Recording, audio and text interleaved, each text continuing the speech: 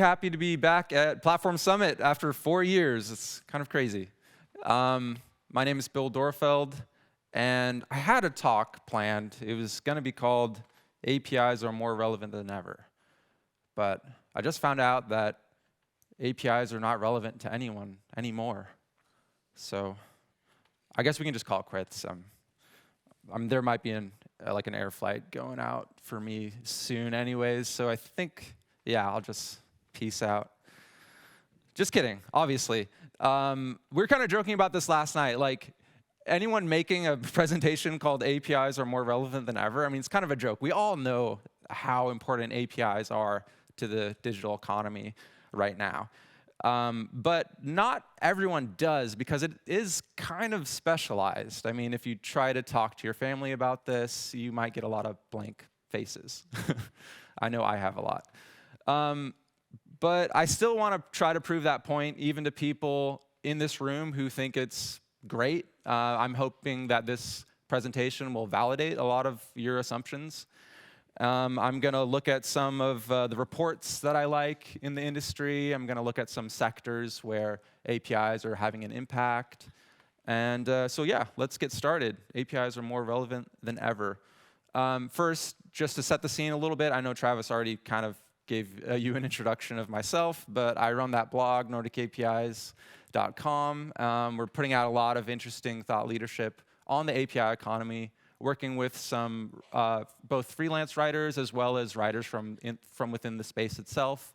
So we have a cool view on like trends and different aspects of the industry. So yeah, it's been an honor to run that presence since like 2015. I think I've been helping out with that. So yeah, kind of to get back to the main headline here, why APIs are more relevant than ever. Well, one reason is that we keep seeing them in the headlines. I mean, in the last few years, I've noticed that major news sources are starting to talk about this a little bit more than they used to in the past. I mean, places like TechCrunch, Forbes, VentureBeat, and others. So it kind of gets me excited, like, hey, maybe this is becoming more of a trend than just this niche web development technology that my friends don't understand. But still, not everyone is going to think that APIs are relevant or even know about them at all, which brings me to my next slide, which I hope is going to be the most wholesome slide of the entire Platform Summit. I'd like to introduce you to my grandmas. This is Grandma Jan, and this is Grandma Elaine, and they both turned 90 this year, which I think is quite an achievement. And that's my 2-year-old daughter getting to visit her great-grandparents. So I was, yeah, pretty stoked on that. These people, they don't really need to know what APIs are at all. And to me, that's fine, because we're supposed to be creating great user experiences where those kind of people don't have to know the underlying technology. Even though, and I will argue this in my session today, even grandmas are using APIs within their daily lives. And I'll try to show some use cases of that. Another point I'd like to mention is that APIs are ubiquitous. They're kind of the underground plumbing to the software development world. So let's look at some of the studies around this point. Well, I was very surprised to see this study come out a few years back. This was published from Akamai, and they found that API calls now represent 83% of web traffic. And of course, this is pulling from their internal systems, but since they run a good deal of the internet, I think it's still substantial and credible. So that surprised me a lot. You know, it's not just users visiting websites. A lot of the communication on the modern web is API driven. It's running in the background, it's automated, like machines are talking to machines. This is a huge trend we're seeing. Another big point is that nearly all developers are using APIs at this point. This is from a study from /Data, their State of the Developer Nation report. And I like this report because it surveys about 20,000 developers globally, not just people involved in the API space. So you get to see this data just part of a bunch of data on programming trends at large. So I thought that was interesting. Interesting to note that 74% of them are using third-party APIs. 15% are just using private, and 11% are not using APIs at all. But still, that's a huge majority that are invested and interested in this technology. Another thing is that APIs are enabling productivity. The State of Developer Experience report by Nihilus, published this year, found that 98% of developers said they view APIs as a key contributor to helping them and their team get their work done. So pretty cool. APIs are enabling what we've been talking about for years, enabling reusability, helping developers so they don't have to reinvent the wheel for common functionality. And in the end of the day, it's helping them get more work done and be more productive.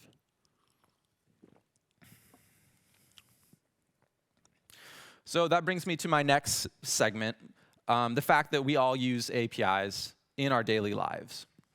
I'm talking kind of from an end user perspective. I mean, if you're checking the weather on your phone, you're going to be probably using one of these services to call that data and have it show up on whatever device you're using. If you're using some geolocation service integrated into a third-party application, you're probably using some sort of third-party API for that.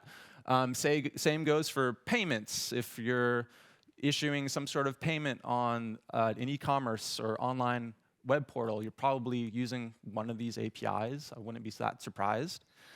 Social logins are still quite heavily used. That was one of the first validations of this kind of interface technology, and we're still seeing login APIs from Twitter, now X, Facebook, Google, Slack even being implemented.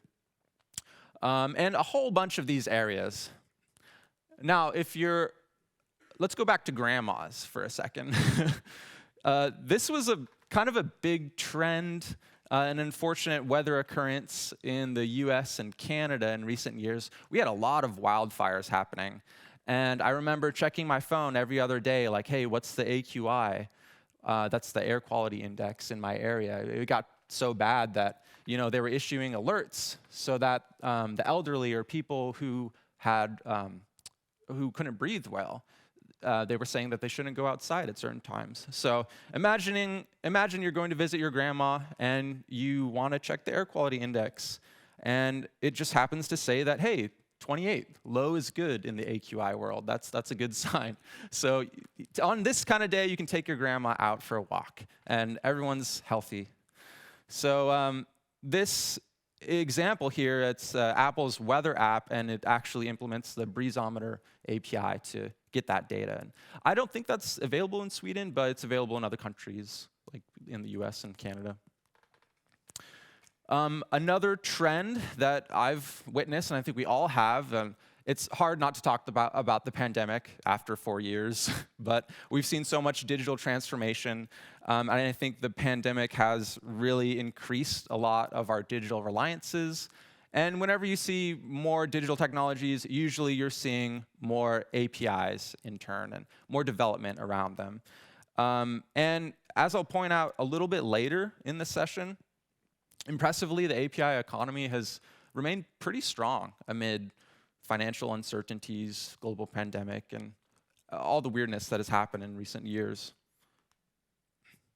Which brings me to my next area. APIs are a global phenomenon. We're seeing adoption of APIs in different industries across the world. Some evidence of this can be found in the State of the API report from Postman. I mean, I think this is pretty obvious, right? Technology is a leader when it comes to the most common industries using APIs. Followed is business and IT services. But we're also seeing the financial industry, healthcare, education, retail, even like automotive and manufacturing make this list. So I think this is some cool evidence that APIs aren't just an IT sector thing. A lot of different sectors are becoming API-ified or utilizing this technology more. So let's zone in on a couple of these. First, I'm going to skip over these two because I feel like they're kind of obvious. Let's look at the financial use case?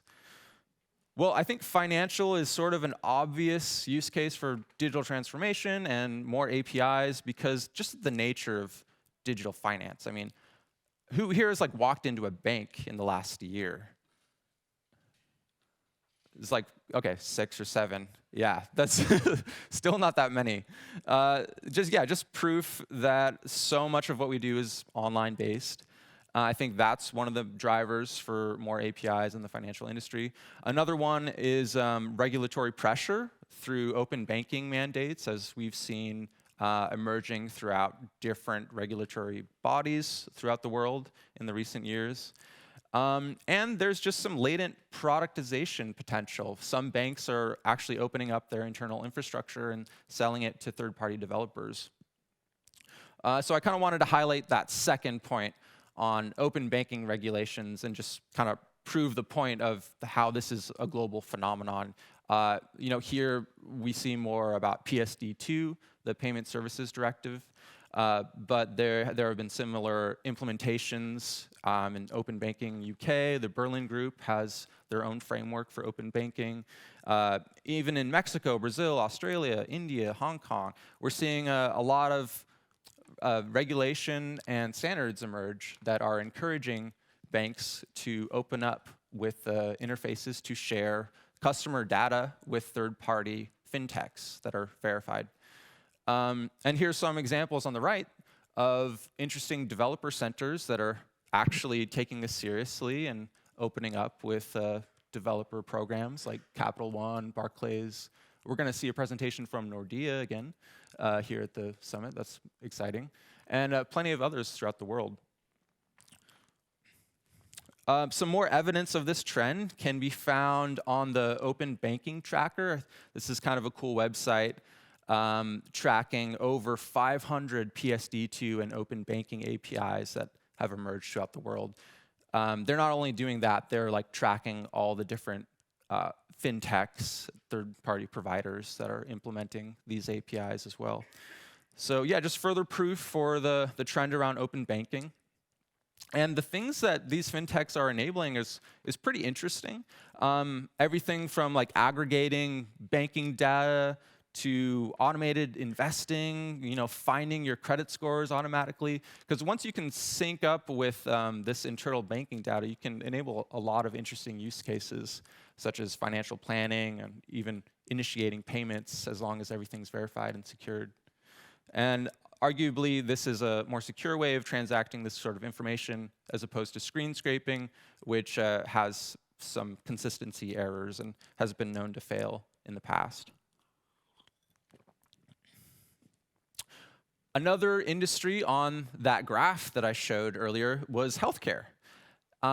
Anyone who's been to the doctor or tried to sign up with a new health practitioner has probably come into a lot of just annoying paper-based stuff. Like you have to fill out so much in healthcare. And so the idea is that, one of the ideas here is that APIs could help improve communication and reduce a lot of redundancy in the data collection process for new patients, making access to electronic healthcare information more accessible. There was one API I came across that did something cool, like it was converting technical medical codes into more human-readable language so that there's more accessibility to the terminologies behind like really complex doctor lingo. And also, healthcare management systems have been historically pretty proprietary, and having a more open model could help make them more interoperable with other systems. So going back to the grandma example, imagine she wants to switch healthcare providers, but doesn't want to go through the hassle of filling out all these forms. Well, something like Human API could help aggregate this data to make that sort of transition far more seamless and easier for grandmas and the people we love. Another cool potential use case and sector for more API use is in education. Similar to the digital transformation slide I showed, I mean, this area has seen so much of a shift to remote learning in the last few years. Similarly to healthcare, there's a lot of these management systems that are educational related that are pretty proprietary and not historically that open. So using APIs here could help potentially democratize cloud-based educational resources and just pave the way for more applications here. And we've been checking out all these sectors on the blog, I should mention. I'll share these slides later, but there's some links to some of the articles that I'm referencing. Another cool one that I didn't really anticipate being on that list was retail. Because there's a lot of potential interesting use cases for APIs, even in a brick and mortar retail environment. I believe like they could enable a lot of new connected shopping experiences. Like imagine working on Internet of Things data and all the data that those sensors provide, and then doing higher level processing on that. There's also the potential for more back-end supply chain enhancements and data analytics around store operations. I mean, you name it, there's a lot of potential here. One that I think is kind of cool is the Just Walk Out technology that Amazon is implementing already in practice.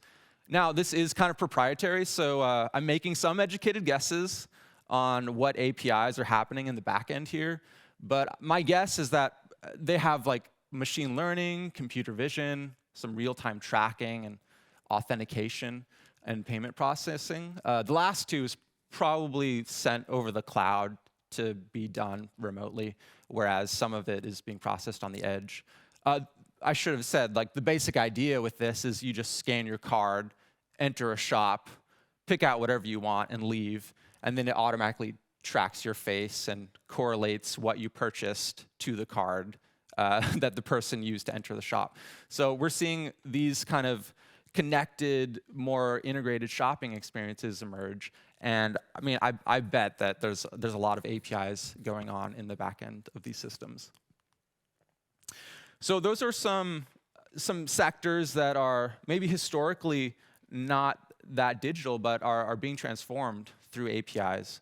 But I wanted to mention in this session that APIs are also at the forefront of a lot of innovation. What keynote in 2023 doesn't mention AI, right? So yeah, we're seeing ChatGPT everywhere. Large language models are being integrated into new developer environments. And this is just enabling so much power with just simple API commands. It's pretty amazing. I think we're going to see this trend progress and becoming more integrated even into more development platforms as we go on. One interesting example I came across recently, just browsing the web, was this observability platform called Honeycomb. And they were just enhancing their search functionality using OpenAI's completion API. So basically, they're creating a lot of logs, aggregating that, and then you can use natural language to create this new query to query all that data. And they're using the OpenAI completions API to enable that. So just one real-world, kind of more techie example of AI through an API being used in practice. This example, not so much for grandmas, unfortunately, unless your grandma is like a site reliability engineer, which I don't think we have any of those. I was very happy to be validated on this slide because a couple days ago, Tesla just announced they're finally releasing like a public API for their Tesla platform. And the hope is that it would create more of a developer platform around Tesla, the vehicle, as well as the infotainment system. The thing in automotive is that, I mean, cars are basically computers on wheels these days. I mean, there are so many digital systems at work, and treating the car as a platform, like what we've been saying since the start of Nordic APIs, could be very interesting for enabling a lot of different marketplaces or third-party applications. One is the whole electronic vehicle movement. and all the data that those cars contain and could be utilized in other environments. There's also a lot of use cases for optimizing vehicle operations in the more commercial sense and tracking that kind of data for logistics purposes. One API that I just wanted to shout out quickly here was Smart Car. They're doing that kind of like second use case I was mentioning about making EV charging data more accessible. So the idea is you could hook into your electronic vehicle with this service, and fleet management owners could connect a whole fleet of electronic vehicles, basically, and monitor their battery health. This could enable a lot of different cool applications to be built that maybe suggest charging times or help you route to the correct locations. So this kind of stuff is already being implemented in the automotive space. And lastly, I just wanted to briefly mention manufacturing as another potential sector for API growth, which was on that graph that I showed you originally. And Simon Pio, Chief Strategy Officer of Jitterbit, says the modern factory floor relies on APIs. And I didn't have time to get a use case for this one, so we'll just trust him on that. All right, so we've looked at the ubiquity of APIs in the modern developer sense. We've looked at some sectors that are being transformed through APIs. I also wanted to mention that APIs are the building blocks. They're the foundation for a lot of software that's being built. Because if we look at the data, again, most APIs are actually internal. We see so much about public APIs in the headlines, but it's really good to note that most of this is internal. Like, I think a bunch of them are just wrappers on databases, basically, being exposed internally. Or they're partner integrations. And by partner, this means like integrations with verified external parties, but you're not providing some sort of public service as a product. 14%, those are the public APIs, the open APIs, maybe the free ones, or the productized ones. That's only 14% of the total APIs that are out there. And it's kind of interesting because we only really see that sliver in the news and such. A big part of this movement has been breaking down the monolith into more of a microservices architecture style and using these like decoupled microservices to build large application networks. Arguably, that's helping reusability, extensibility, and helping to scale modern architectures. And these are going to rely on a lot of API connections in these sort of architectures. Now, we've kind of seen some backpedaling on this trend recently in the API industry with Amazon Prime announcing that they were like going back to the monolith in some blog post recently that sparked a lot of interesting debates. But still, the data shows that 77% of respondents have adopted microservices in practice, and 92% have experienced success with microservices. This is from an O'Reilly study on microservices adoption in 2020. So while there's still some ambiguity about the trend itself, I think there are studies to prove that it is having a positive impact. Not only microservices architectures, but API first in of itself is a kind of a trending movement. We're seeing this happen with the headless movement with CMSs. So you'll have like a decoupled front end and back end, and they communicate via an API. We're seeing Jamstack emerge as a trend, which is JavaScript, APIs, and Markdown. And then lastly, this is my favorite mouthful of an acronym, microservices, API first, cloud native SaaS, and headless. So we're talking mock. Yeah, and there's even like this mock alliance that emerged in recent years of 90 companies that are all saying that they are embracing these mock principles, and they get a badge to say they're part of the mock alliance, and it seems pretty special to me. But this community, they say that 87% of those who have increased mock are more responsive and ahead of the competition. So I'll just have to take their word on it, and sounds pretty cool. So in addition to supporting modern development styles, APIs are kind of behind the scenes. And what I mean this What I mean to say is that they're helping like with the DevOps side of things. Not only are they how we construct things, but they're how we operationalize the release and deployment of software. If we look to Kubernetes, for example, the REST API is the fundamental fabric of Kubernetes, which is like now the famous container orchestrator that's gotten a lot of attention in the last few years. Another trend where I think we're going to see a lot of APIs being involved in more the DevOps side of things is within the platform engineering concept. And this is interesting. It's kind of like creating a paved road or a golden path for internal developers to build upon and help release software in a more automated and standardized fashion across enterprises. We're even seeing reference architectures emerge that are helping to standardize this and give like a platform for companies.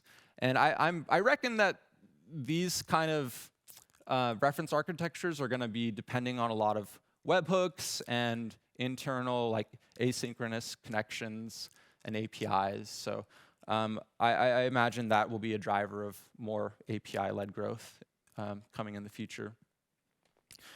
So my final section of this keynote, I wanted to express that APIs have significant business value as well. And there's some interesting trends around that we should point out.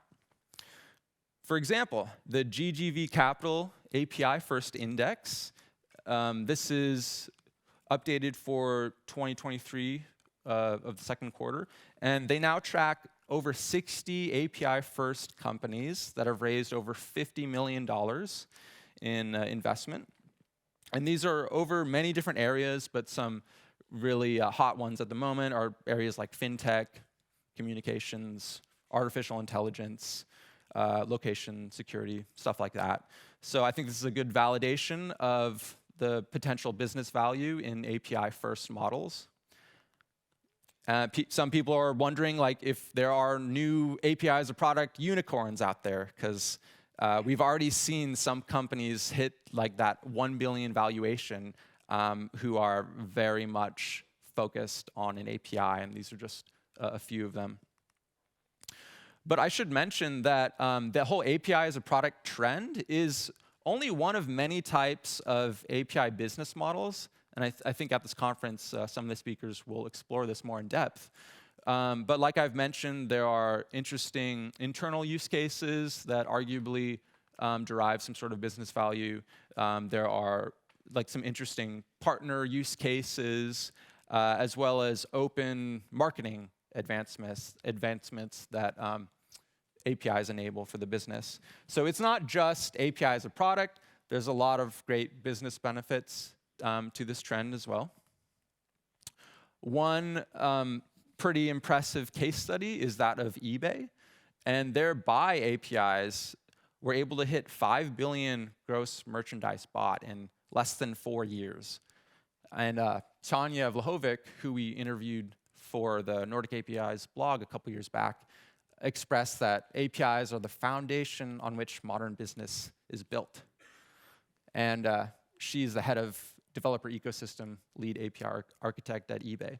So I thought this was an interesting use case of an API being used for a pretty significant chunk of a company's revenue, where it's ancillary to the core business model, but still contributing to a lot of new growth. And not only that, but as evidenced by some of the people in the room here, the sponsors involved, and so many more companies involved, there's a far broader API economy at work than just the API as a product services themselves. You know, everything from API lifecycle solutions, management gateways, document and design tools, and the security side of things, is, of course, and even integration as a service platforms and more. So when we talk about why APIs are relevant, it's relevant to more people than just the providers themselves. I mean, there's a whole economy that have emerged around this trend. And lastly, that economy is increasing, and API reliance is increasing in general. 92% now say their investment in APIs will increase or stay the same over the next 12 months. And that's according to the latest Postman report again. think I've quoted them like 3 times now. But yeah, that's a report I like. They're pretty comprehensive.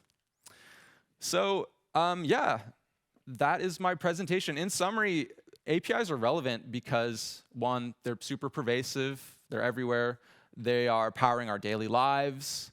Nearly all developers are relying on them nowadays. As we've witnessed in this talk, it's a global phenomenon happening across industries. They fuel the way developers are going about like architecting modern software. And the economy itself is experiencing pretty high explosive growth. And on that last note, the forecasts look pretty good. This is the API management market size worth. And according to verified market research, it's going to be valued at over 13 billion globally by 2028, growing at a compound growth, annual growth rate of 28% from 2021 to 2028. So yeah, the projections look good for this industry. And knowing all of that, I would say good job. You are all in the right field. So yeah, good on you for that. And good job, you're at the right conference, because I think we have a lot of great insights to share. Because APIs are more relevant than ever, even for grandmas. Yeah, that's it.